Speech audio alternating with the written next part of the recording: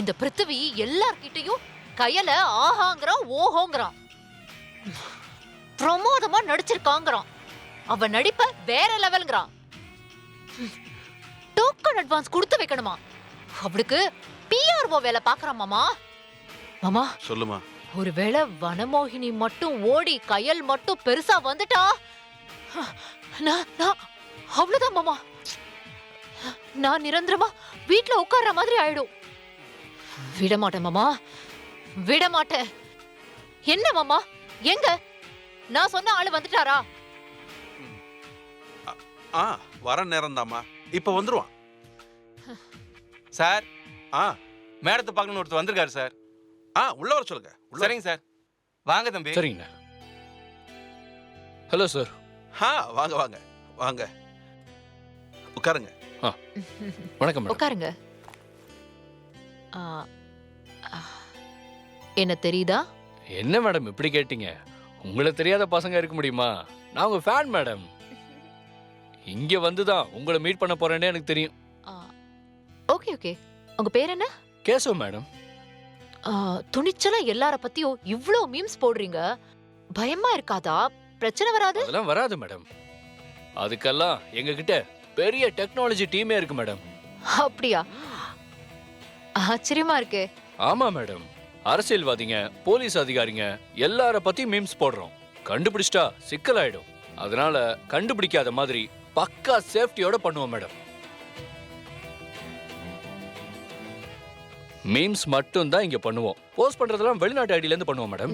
நீங்க போடுற மீம்ஸுக்கு எவ்வளவு லைக்ஸ் கிடைக்கும்? ஒரு மணி நேரத்துல 2 லட்சம் நம்பர் வரைக்கும் ஃபார்வர்ட் ஆகும் மேடம்.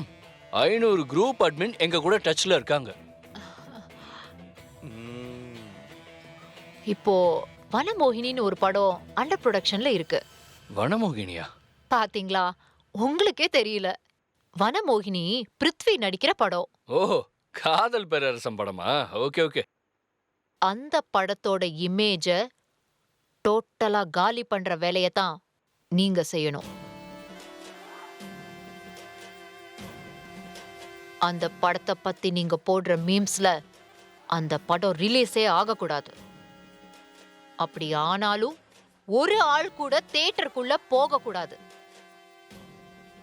என்ன கேஷவ், ஒரு ஆக்ட்ரஸ் இப்படிலாம் பேசுறேன்னு பாக்குறீங்களா?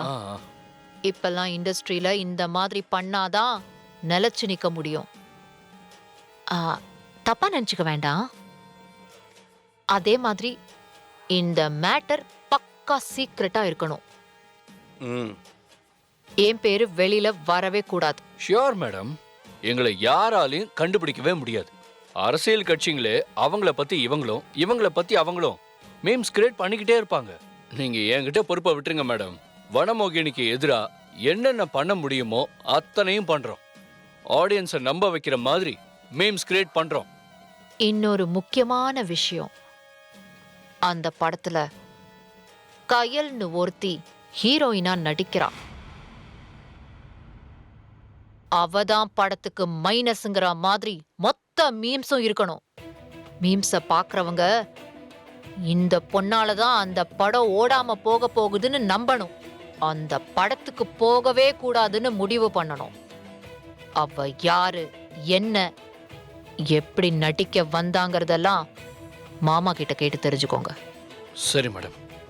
நீங்க போடுற மீம்ஸ்ல அந்த கயல் நடிப்பை விட்டுட்டு சொந்த ஊருக்கு ஓடணும். Okay madam.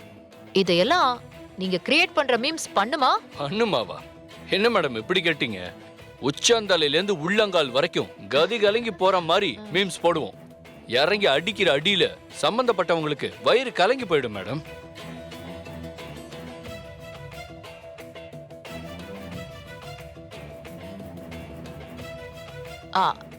என்ன சார்ஜ் வேணுமோ வாங்கிக்கோங்க. சரி மேடம். மாமா, இது அட்வான்ஸ் தான், மத்ததால அப்புறம் பேசிக்கலாம். Thank you sir. அப்போ வரேன் மேடம். மீம்ஸ் எப்பல இருந்து வரும்? முதல்ல படத்தை பத்தியும் கையில பத்தியும் கொஞ்சம் டீடைல்ஸ் கலெக்ட் பண்ணணும். நாளைக்கே ஆரம்பிச்சிருவோம் மேடம். சரி வரேன் மேடம். வரேன் சார். நேத்ரா, எனக்கு இன்னொரு டவுட். வனமோகினில பிரச்சனை நடந்ததெல்லாம் உண்மை.